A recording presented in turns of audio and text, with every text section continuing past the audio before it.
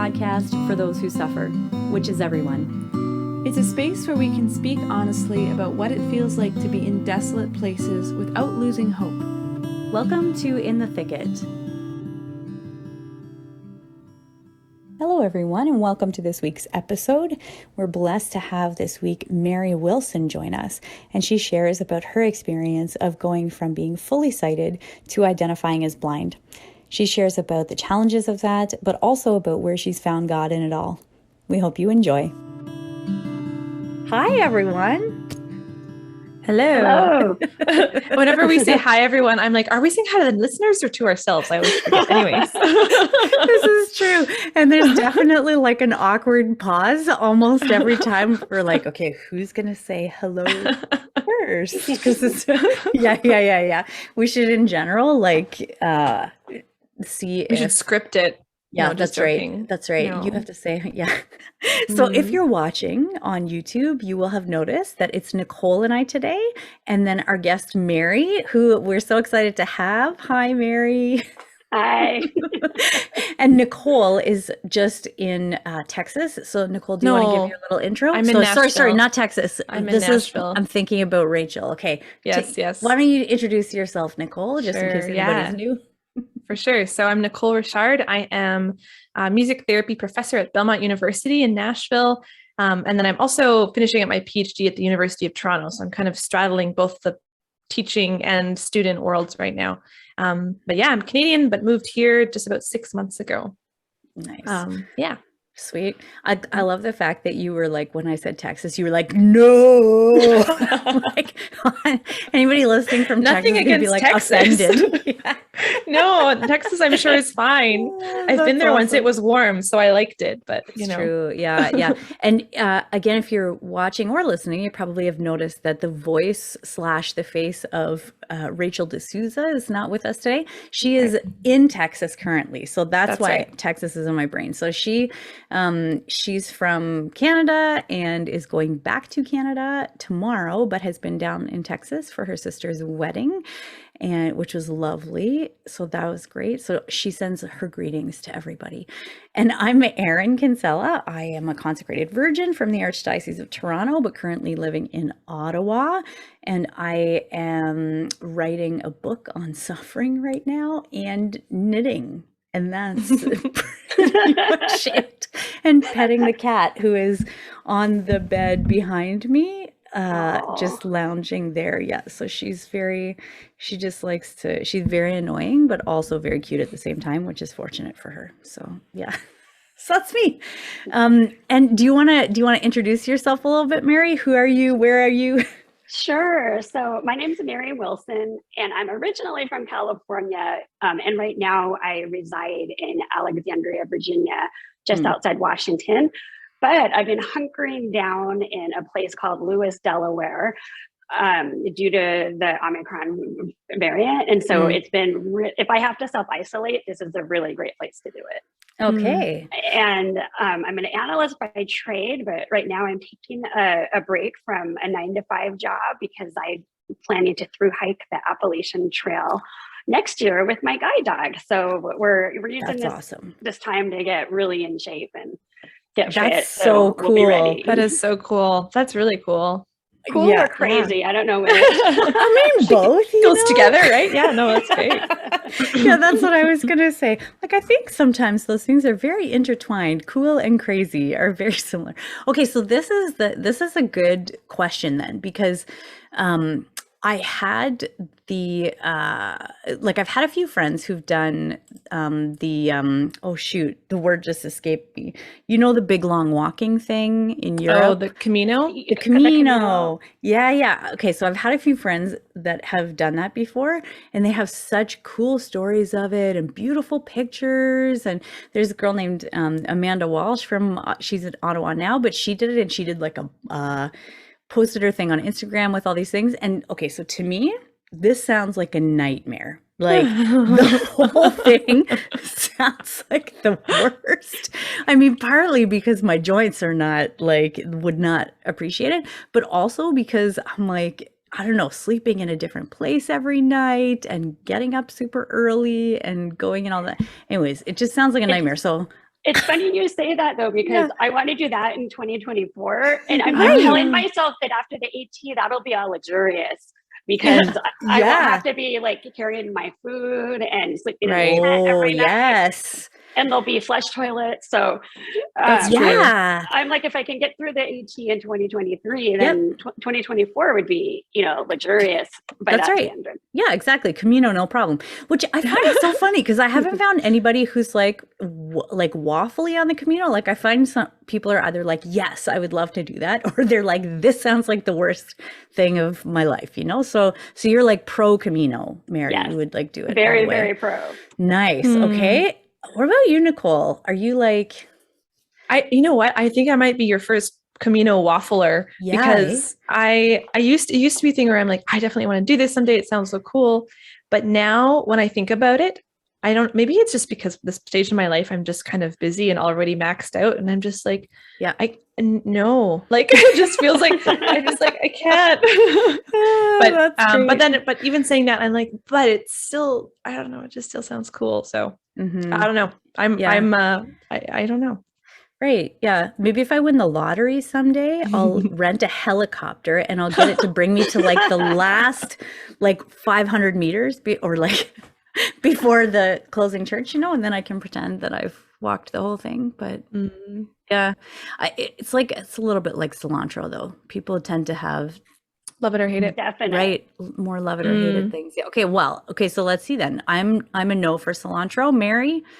I'm a very big yes. I love it. Okay. Me too. And I'm also, you are a big yes. I love if I put cilantro on anything, it's usually like, why have I never done this before? This is now the most amazing taste in the world. Yeah.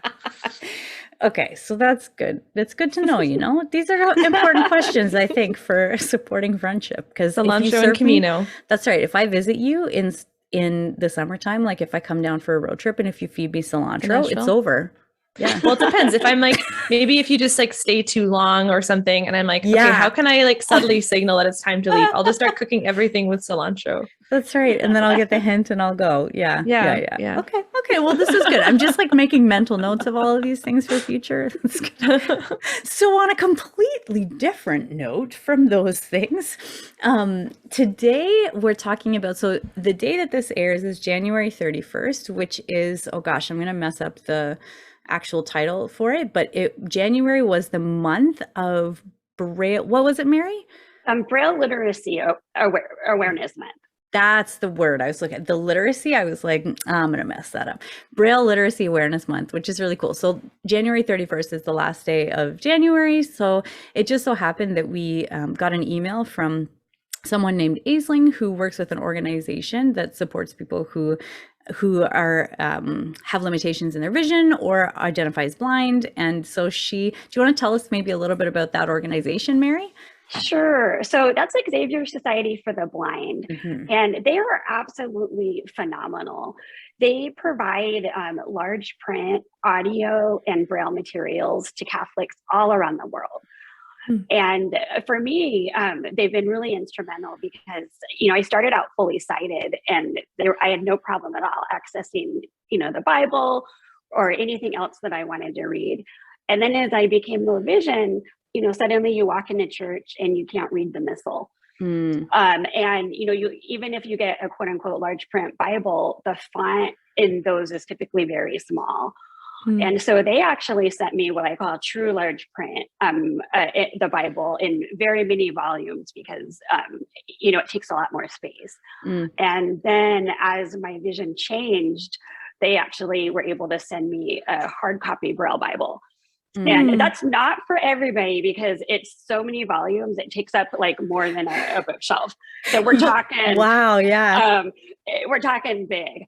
But they also do a great job providing electronic Braille materials. So like a lot of folks, like for me, my preferred way to read is on what's called a refreshable Braille display. And I actually have one to show you guys. Oh, cool. So this is a big one. This has 40 lines of Braille. And you can type on it and then you can read. And then I have a smaller one that I use when I'm out and about with my cell phone. This has just 14 cells, but it's very compact and, can fit in my purse. And so the beauty of this is that you can have all different types of books on here and read it this way without having to devote your whole house to a Braille library. That's right.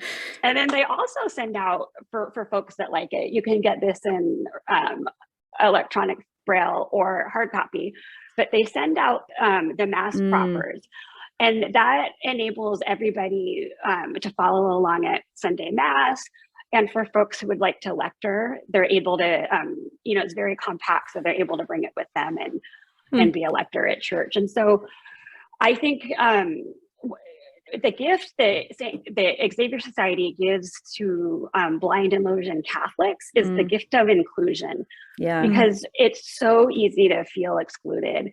And I know I have friends that are Christian, but not Catholic. And they'll often talk to me about how excluded they feel. And I always say, check out Xavier Society because, their materials are for everybody who's interested. Yeah.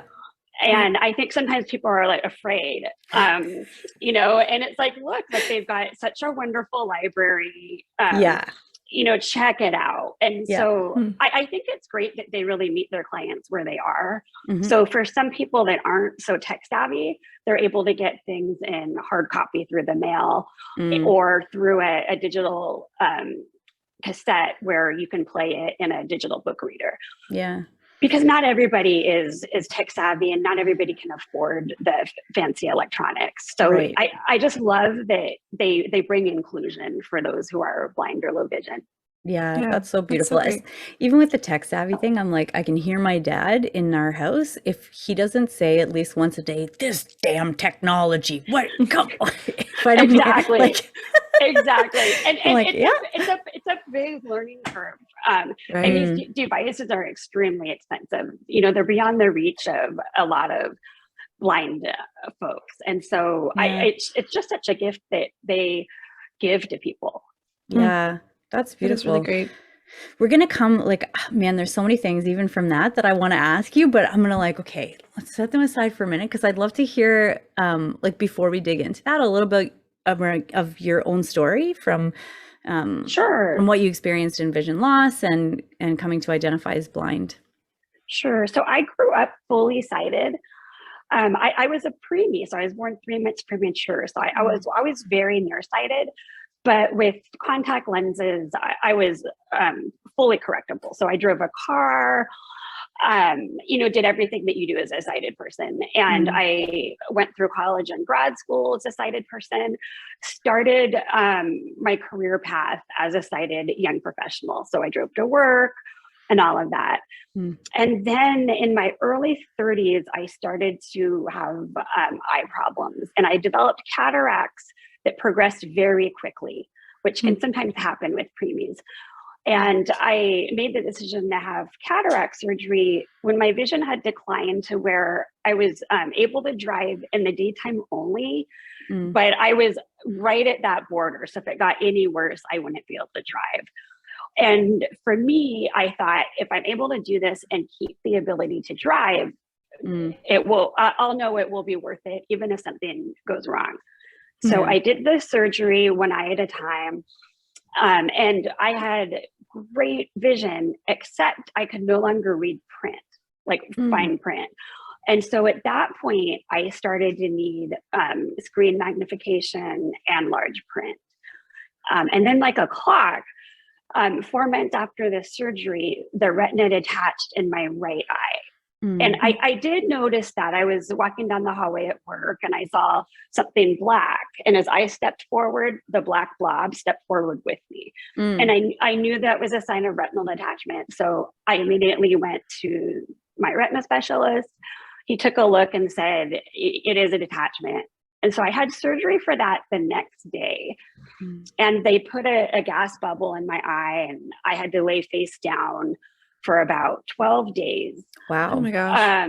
And then, but you're not able to see anything at all while that gas is in your eye. And then at a follow-up appointment, I said, please just check my left eye for peace of mind, because that's my better seeing eye. And since I'm here, and so they checked and they're like, Ms. Wilson, you're not going to believe it, but that retina is detaching. Oh my gosh. And I couldn't believe it, because like, who has bilateral retinal detachment within 3 weeks at such a young age? Like no one. So I found myself having surgery 2 days after that. And then when I woke up, because I now had a gas bubble in each eye, I had zero vision. So it was a big shock to go from what I call the vision light to suddenly not having any vision. And fortunately, I recovered from that surgery. Both were very successful. And so I kept some vision, but where they do the surgery and the lasering, you lose that part, but it's necessary to save the rest.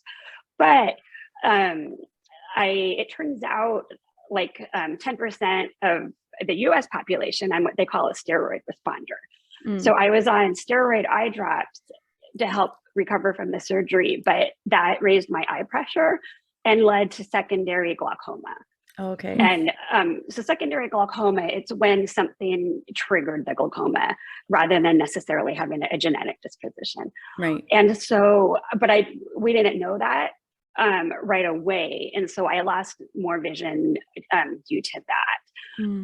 So it's sort of a unique situation in that I grew up fully sighted. I was very mildly low vision, and then suddenly had a big change where for a while I had no vision, and then I did recover some. So I know what it's like to be at all places on that spectrum. Yeah. And these days I identify as blind, even though I have some residual vision. And I joke it's enough to get me in trouble. So if I'm walking around and I'm not using a white cane or not using my guide dog, like I'll see a doorway and I'll like cruise through thinking I'm going to go through the doorway, and I'll hit the door jamb on the right. And no matter how many times I do this, I never learn that lesson. So I'm very fortunate to have some residual vision, but I don't rely on it because it's not safe. And these days for reading, while I'll still use large print on a very limited basis, it's so contingent on the right lighting, the right color scheme. And so these days I really prefer Braille for a lot of what I do. And, I navigate now with a guide dog full time. Yeah. And that was another big change, to go from someone that drove to then started to need a white cane at nighttime. And things like that. And then after the retinal surgeries, realizing I needed the white cane full time. And, the white cane, it's a wonderful tool. It helps you find obstacles, but I don't want to necessarily find them. I want to go around them. And that's what led me. That was one reason I chose to go the guide dog route. Yeah. And how long have you had the guide dog for now? So my current guide dog, Thor, I got him in April.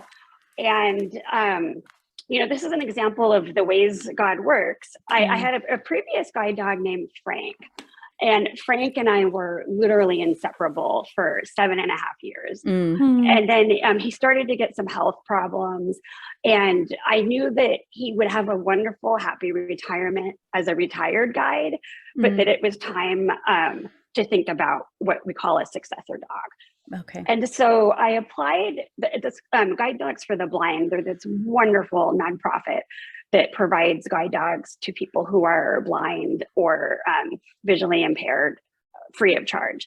And because of the pandemic, I knew the waiting list was really long. So, they had encouraged me to apply knowing that we'd still have some time.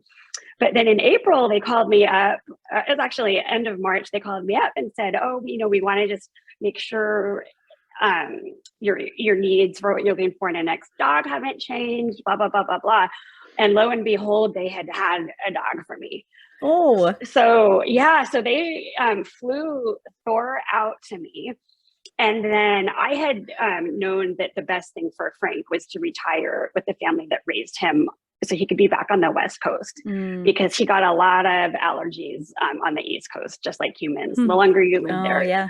it's like the more allergic you become. So they're so wonderful. So they brought Thor to me. They flew Frank back to the West Coast, and then they had an instructor provide me in-home training.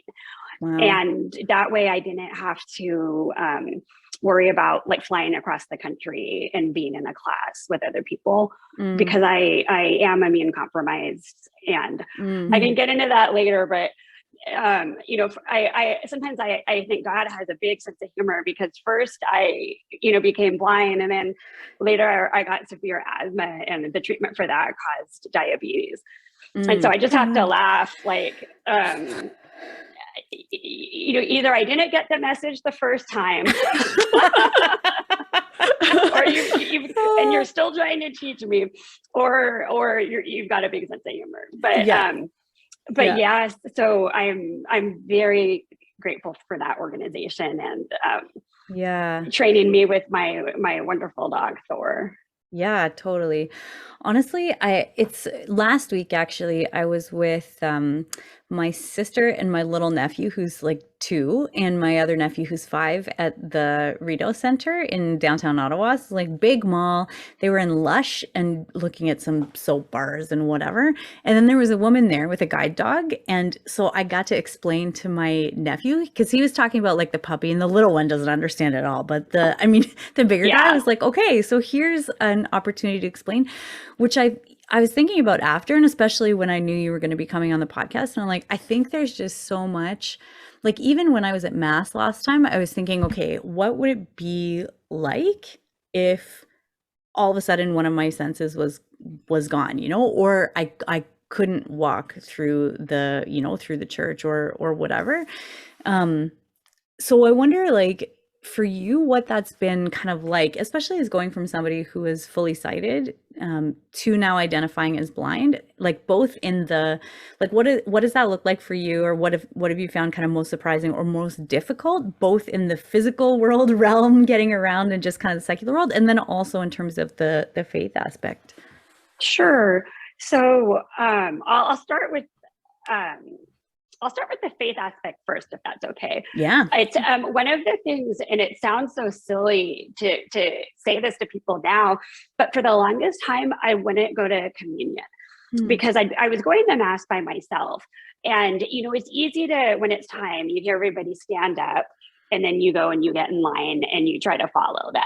But then and then you sort of follow back. But then to find the pew that's your pew so that you're not going down the wrong one is a big challenge. So for the longest time, I wouldn't go. And then I realized I have to get over this. And so often what I'll do is I'll take the scenic route, and I'll go, I'll leave something of mine on the end of the pew, and then we'll follow the line, go all the way behind the pews, and then come back toward it. And that can be something my guide dog can know. That's our spot. Okay. You know, even if I leave his like treat pouch there. So he knows. And often I'll go to Mass with my boyfriend, and he'll wait in the pew and then look for me and then be like, over here. So that makes it a lot easier in that regard. But in the beginning, it's very intimidating. Yeah. You know, and especially because churches are often dimly lit. And if you go to one that's a little bit, you know, historic, like what we might see in New York, compared to a more modern building, you know, it might have steps that are uneven or tile that's a little uneven. So for me, I had to just get over it and be like, I've got to get out my comfort zone. Everybody here can see that I'm blind because I've got either my guide dog or a white cane. Nobody's gonna think I'm hitting on them if I scoot in next to them and I'm in the wrong pew, you know? Right. Yeah. Yeah. Yeah. So, and then the physical world, you know, having a guide dog has taken a lot of that stress off me. In the beginning, it's like mental gymnastics because everywhere you go, you have to be listening for audio cues, or you know, if you're going to find the coffee shop, you know generally where it is, but then you're paying attention for the smell, or maybe if they play music, you're listening for that music. And then just learning to cross the street using non-visual techniques for me was very scary. And and then even going off for guide dog training, I had never had a pet dog growing up, and so it was really intimidating. But having a guide dog has really helped with the physical navigation of getting out in the world. But we still face a lot of discrimination from places like Lyft and Uber. Because even though they're required to transport service dogs, they'll often pull up and see you and then just drive off. Really? Yeah. Or sometimes if you're blind, like they'll say, oh, the customer wasn't wearing a mask. And so even though you were, and then use that to cancel. And so now I've learned, like, if you text them too early to say you have a service dog, they'll cancel. But now I've learned, like, when you're within a minute of them pulling up, I'll say I'm blind with a service dog wearing a white mask. And then I screenshot it. Yeah. So that if there's a problem later, I have that documented. But that part is very stressful. Yeah. And then this is sort of funny, not funny, but sort of just navigating some of the societal barriers and misperceptions people have about blind people. In some cultures, even though it's 2022, they might think that like your parents were sinners and that's why you're visually impaired, or you did something bad and now you're blind. And I've often been in places like the grocery store where someone who's evangelical will want to come up and pray and say, if you accept Jesus right now, you will be healed. And you will see, and it's very, or, you know, they've come up to me when I'm waiting across the street. And it's very, at first you're like, are you talking to me? You know? And they'll be so firm that if you choose today to accept Jesus Christ into your heart, you will see, like, now. And so I always tell people, you know, God made me in his image and likeness, and he loves me how I am, and he did it for a reason. So if God felt the need to make me this way, I don't need anybody to attempt to change that. But it's you just never know what each day is going to bring. But you have to, I try to remind myself, people are coming from a place of goodness. And not to be offended, but it can be very offensive. Well, it sounds like it would be offensive and just sort of plain old annoying at some point. Just totally. You know, just like, it's kind of like if somebody goes up to a pregnant woman and just touches her belly without asking her. Oh, right. It's exactly. Like an invasion, or even wheelchair. Like if somebody has a mobility device, then I mean, that's like an extension of their body, right? So then to touch it is like an uninvited. It is. And people will do like what I call the drive-by pet, where I'm like, let's say crossing an intersection and they're coming toward me, they'll pet Thor and they'll think she's blind, she won't see it. But I know it because he'll like turn his head, and it's very dangerous. But they just think, oh, well, she won't even know. And it you know, kids these days are really good. It's the adults that could learn from their kids. Yeah. You know, you're describing a lot of things that, I mean, obviously that I would take for granted, you know, and I, even just the thing of going out for communion and the kind of stress that it would cause of like trying to find your spot. I mean, I am fully sighted, and sometimes I am stressed to find my pew when I come back. So I'm like, you know, like, it's true. Just to have that, and that's such a, like you talked about, it can be a really alienating thing, you know, and it just made me think of how many times have I, and I mean, I'll share this story because it was a learning experience for me, but I was, so my field is music therapy. So I work a lot with children with disabilities and particularly autism. That's kind of where my PhD research is. But so anyways, I was giving a presentation on accessibility with kind of a focus for autism, but also in general. So I was giving this presentation for a classical music organization. And there were a number of people in attendance. It was kind of interested parties for these sort of concerts that they were trying to put on, as well as parents of children with disabilities. And there was one man who was blind as well. And in my presentation, I showed one video, and I didn't have, described video or anything after that. And then after he just kind of, raised his hand and was like, I didn't actually know what was the video about. Could you explain it? And it was just like, oh gosh, I'm giving electron accessibility and I forgot to make it accessible to everyone, but yeah, just like that, these are things that people don't think about necessarily, but that have a real impact on just like as you say, even so many aspects of life. But if we're thinking about church, like we want to be one body, we want to be community, but like, how do we do that and not just think of sort of the average mass attender, but of everyone who is present, each person, each individual? Yeah. Exactly. Yeah. I know right now, a lot of us with disabilities or chronic medical conditions that impact our immunity, we're not able to go back to in-person church yet because at some parishes, they are, strongly recommending everybody wear masks, and the congregations are great about doing that to protect the elderly and, people that aren't vaccinated yet. And then at other places, we've got people that aren't, wearing masks at church, and you've got the church at full capacity, and people just don't feel safe. And so it's hard right now. Yeah. It's interesting too, because even in Canada right now, like it's still, their mask mandate is still in full force. And the Archbishop here recently sent out a letter saying that masks are mandatory at parishes right now. There's no exemptions to that. That's nice. And so he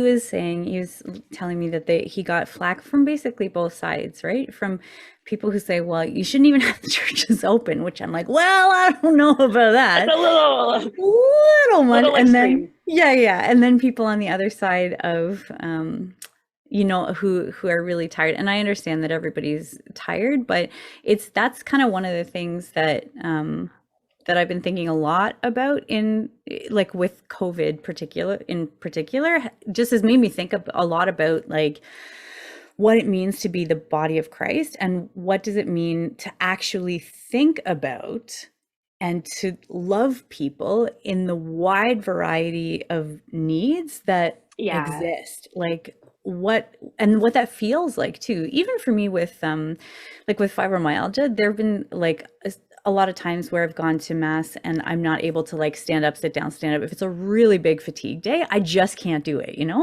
And then there was one time when I was there where there was like a couple behind me, and the woman was saying to the guy I could hear, like, why isn't she standing? Why would you just not bother coming to mass if you're not going to participate? Oh, wow. Right. But it's those kind of things that you're like, ooh, we do a lot of judging about why people are doing things, the motives behind things that we might see. And I wonder if that, like, if you found that that's been part of your experience, or even some of the like those internal things of the heart, like what were some of those things like for you kind of going through this experience?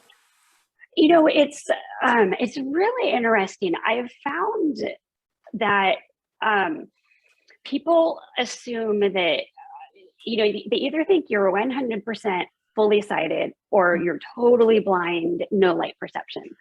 And about, I'd say 18% of people that are legally blind are totally blind, meaning no light perception at all. Right. And the rest of us, we do have limited vision, and it might be the ability to see if lights are on or off, or to see what direction light is coming from.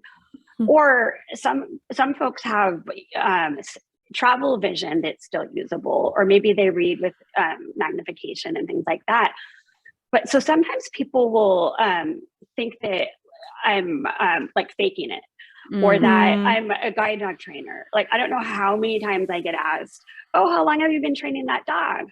And I would get that even with Frank, who was looking, more distinguished as the years went by. And I was like, are you kidding me?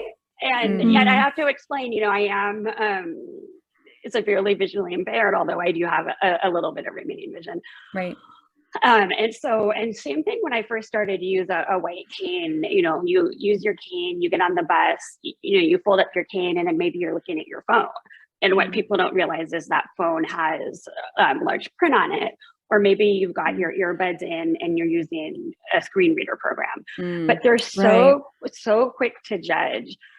Like, why are you sitting in the disabled seating? Or you can feel the dirty looks when I go to pre-board on an airplane. And, I pre-board because it's better for everybody. Like, I can't read the row numbers. So you really don't want to be stuck behind me while I'm like, is this like 17, and then with the guide dog, you don't want him getting stepped on by other people.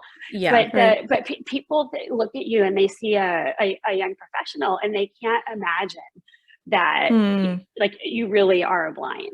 And that can be really, really hard. Yeah.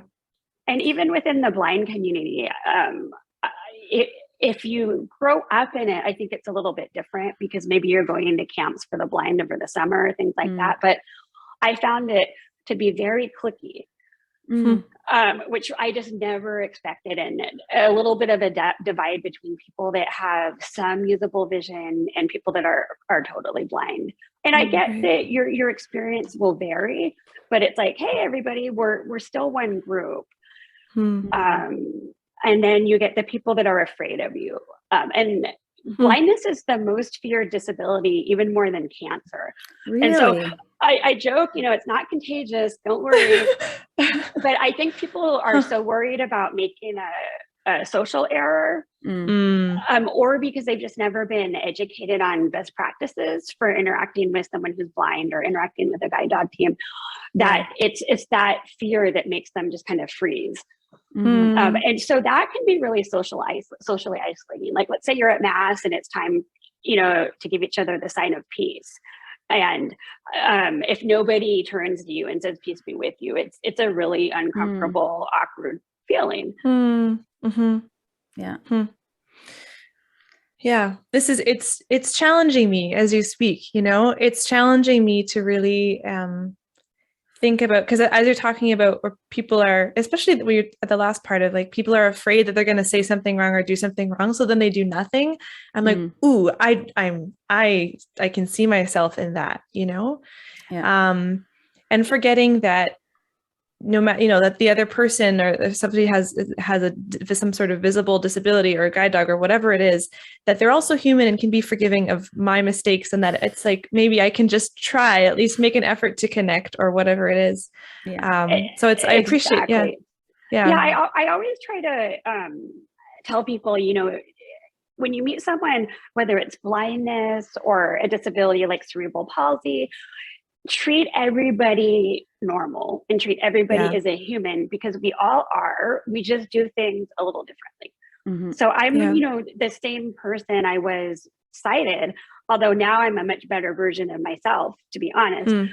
But I'm still that same person. And so I just use non-visual techniques these days. So, if we can remember, like, we are all human. Yeah. Right. Yeah. I mean, maybe I can ask too, like, because even in the emails that we had kind of going back and forth, you had mentioned like the gift or the things that the Lord has done through your experience. And so I'm wondering if you might be able to share a little bit about like what have some of those areas of, and you have shared a little bit about this, but if there are any other kind of areas of suffering, like what were some of those really challenging, like suffering moments, not moments, I guess, but yeah, like if there's anything that sticks out in your head of like, ooh, that was hard, and people might not realize that's hard. And then also, what's a gift? Like, what are things that people might not think about in terms of how it has been a gift to you in your life, or the Lord working through you in it? Sure.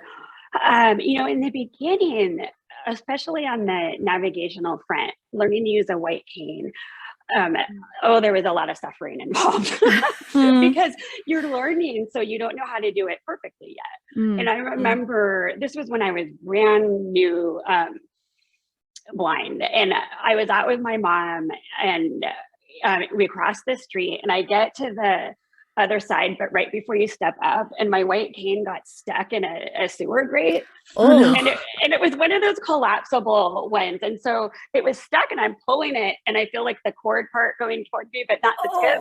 And my mom's like, hurry up, the lights changed. And I'm like trying to like pull it out. Not my most graceful moment. And I get up back onto that curb and I just wanted to cry. Like, how does that happen? And this was the same visit where my mom was there and we were taking Metro to get to a follow-up eye appointment. And we had gone through the ADA gate. And so they open it up for you. But and the Metro employee was trying to say, like, go to your left. So I was moving toward the left, but going straight ahead. And then my cane got stuck again in that gate, and it was so frustrating. And I was just like, God, like, could you please make this a little bit easier? Like, please. And then I stepped back, and you just have to take a deep breath and I reminded myself, like, I'm okay. I'm not hurt. I'm somewhere safe. My mom's here. I'll get through this. But when I look at how far God has enabled me to come on just the mobility front, it's so amazing. And there's a quote by Saint Teresa that I love, where she's having this conversation with Jesus, and Jesus tells her that trials are a measure of God's love for you. And I've tried hard to keep that in mind over the years, but I feel like God has really shown me his love through the guide dog handler partnership. You've got this wonderful animal that's dedicated their life to you in the service. And, if it's pouring rain and you're out in the rain, they're right there with you. If it's hot, they're still right there with you. But he has saved my life so many times when, there's been, let's say we're doing a street crossing and a car comes out of nowhere, he'll back me up. And to experience that bond is such a gift from God. And the other one is God really slowed me down in a really good way. I was a young professional workaholic. It was like work. I didn't have good work-life balance at all. And, through the experience of learning to live as a blind person, I stepped off the rat wheel or the treadmill, so to speak, and was able to slow down and think, okay, what is it I really want to be doing? And what type of impact do I want to have on society? And it's, I was a disability rights ally before becoming disabled, but now I'm a huge disability advocate. And I've been able to bring about a lot of change on the work front to help make things more accessible for the people around me, whether that's digital accessibility or physical accessibility. So I have been a tremendous change agent, and that has felt really good. But also on the outside, outside of the professional realm, I've been able to mentor some other young people who, like me, grew up sighted and are now blind. And to let them know that, you're going to come out on the other side of this okay.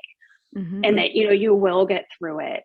And I feel like that's been a big gift because, when I first became visually impaired, most of the people who were going through the same thing were much, much older than me. They were mostly people that were senior citizens, and it was very hard to find someone that was, a little bit closer to me in age.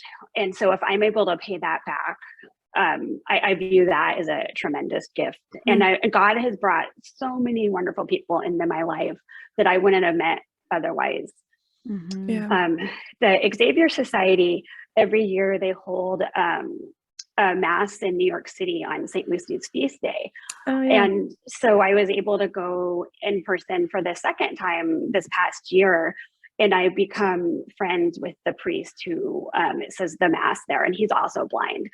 So, God has brought him into my life.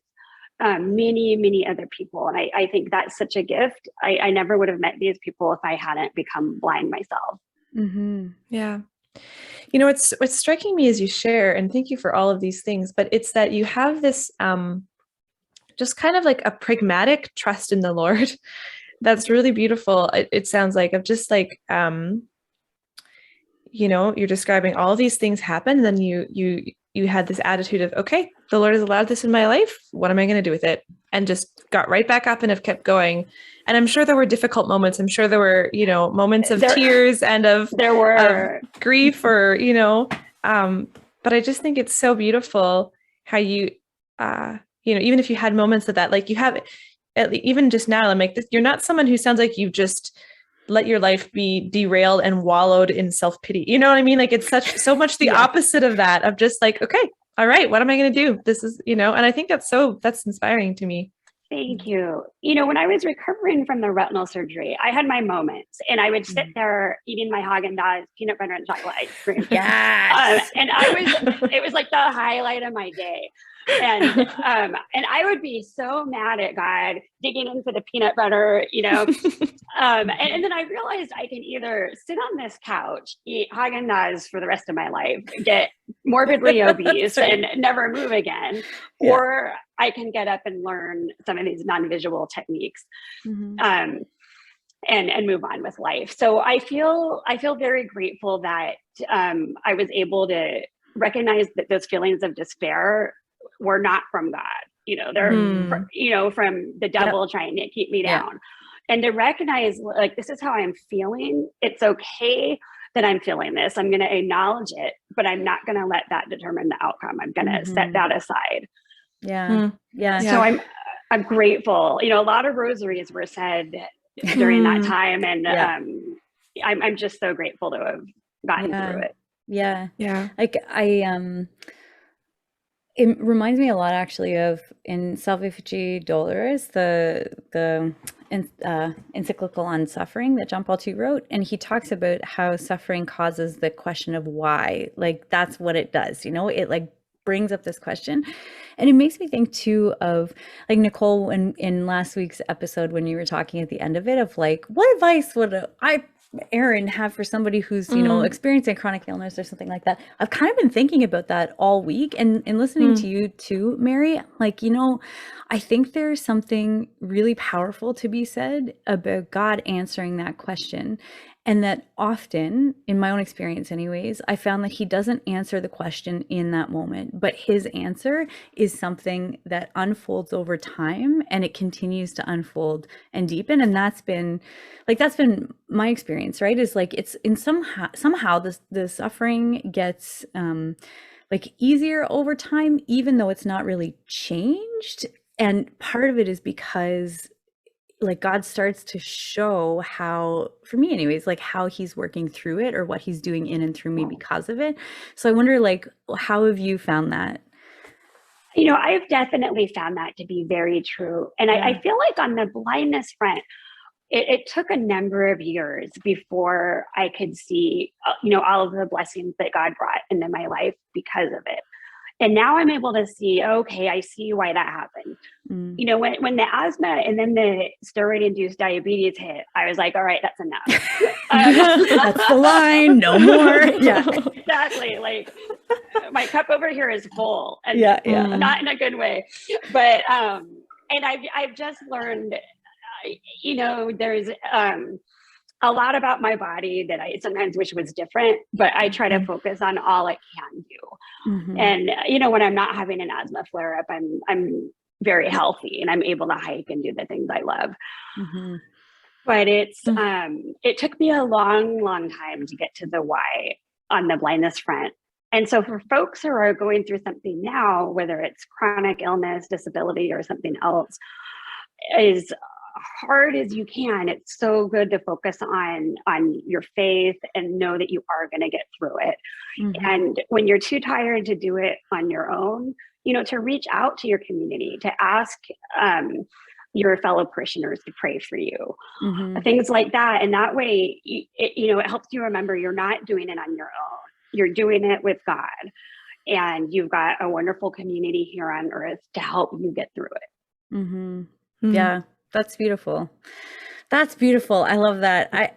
Yeah, that was actually one of the things that I was writing about in, I just finished a master's thesis that was on the theology of the suffering body. And I think it is really true that in the complementarity that there exists in between people, like that's shown in men and women, like this complementarity, it Yeah. also exists in the body of Christ with everything else. So like those who are sighted and those who are blind, like there's a complementarity there that is meant to work together for a more complete fullness of the whole body of Christ, right? Exactly. Exactly. Yeah, yeah. That's so cool. Oh my gosh. I feel like we could talk for forever. It's so great to hear your experience of everything and your wisdom and everything, Mary. So thank you for sharing all of that with us so much. Is there any last things you want to say before we turn it over to Godwinks? You know, I think that's it. But just for folks to remember, you're not alone. You might feel like you're the only person with the burden you're facing, but you're not alone. Mm-hmm. Beautiful. Amen to that. Amen. Mm-hmm. Sweet. All right. Well, for Godwinks this week, I have one, so I can share mine, and then I'll turn it over to you, Mary, because you said you have one too. So I'm excited to hear that. So mine is that I've been doing some like craft stuff especially if I'm having like a little bit of a rough day in terms of fatigue and I'm not able to go places, whatever. I don't want to do nothing. So I've been making like wreaths and things like that with yarn or these, whatever. I think I've showed people before the little octopus thingies. And so I was thinking about making some spring wreaths and I was like, oh, I should get some flowers. And my sister was like, oh, I have some flowers from Michael's, because Michael's like, I don't know if you guys have that in the US, but we do. Okay, awesome. So Michael's Canada, they have these grab bags that they put out at the end of each season. They're like $5 a bag. And it's like, you get whatever. And like, sometimes it's crap. Sometimes it's awesome though. So my sister, I told her, I was like, I'm going to make some of these wreaths. So I'm going to go get some flowers. And she's like, oh no. Look what I have. And so I'll show everybody if you're watching on the on YouTube, then you'll see it. Otherwise, I'll put a picture of it on the thing. But this is, there's so many. That's like a bush of flowers that looks like a shrub worth of all different types and all different colors of flowers there. And that is like 1/12 of the flowers that she has. Oh my gosh. Wow. That would be like, that's like, you could fill a whole, I don't know, bathroom or a closet full of 100% plastic flowers like that. All right. Like, so I'll just show you one of the things that, okay, so this little flower here, it's like a red, I don't even know what kind of flower that would be. It doesn't even say on here, it just calls it a spring flower, but it's like this big twig of red flowers. This is $11.99 for this one thing. Wow. So in that, I was like, when my sister opened up and she showed me all the boxes and she started giving me these flowers, I was like, okay, Lord. And I find that that's in the last little while, he's been showing me like, it's like one of those moments where you stop and you're like, okay, I get it. You're providing for what I need. Like, I understand. It's good. Anyway, so I was like laughing all the way home, looking at these stupid flowers in my backseat bopping all over the place. That. Yeah, I love so that. Good. Yeah. So how about you, Mary? What's your Godwink? So mine is, when I had applied for a successor guide dog, I had told them, which was what I say every time, I'm open to the best match for me. So I'm not going to give you a color preference. I'm not going to give you a breed or gender preference. I'm just open to the best match. And then in my heart, I was like, God, please, please, please, please give me a large dog. Please, please. But, and may it be a lab, like, may it please be a lab. And when they brought me Thor, I could not believe it. He's this magnificently large brindle black lab. I mean, he's huge. And he's got these legs that are like built for hiking. And when people see him, they're just like, that is a really big dog. And I'm like, I know. Oh, that's amazing. That's awesome. Again, that's like abundance. Like the Lord is not only answering your prayers, but he is answering your prayers. Exactly. Oh, that's so I love cool. that. Yeah, I love that's that. awesome. Well, thank you so much for being with us, Mary. It's been like just amazing to talk to you. And I really, I think that the conversation will have given people, especially those who haven't experienced like a disability or kind of a, a limitation in any of these ways, will kind of like next time they're going up for communion, they're going to think about it, about what it would be like, Yeah.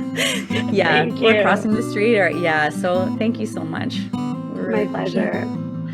All right, everybody. Well, we look forward to talking with you all next week. Have a great week, everyone. God bless you. God bless. Bye. Bye.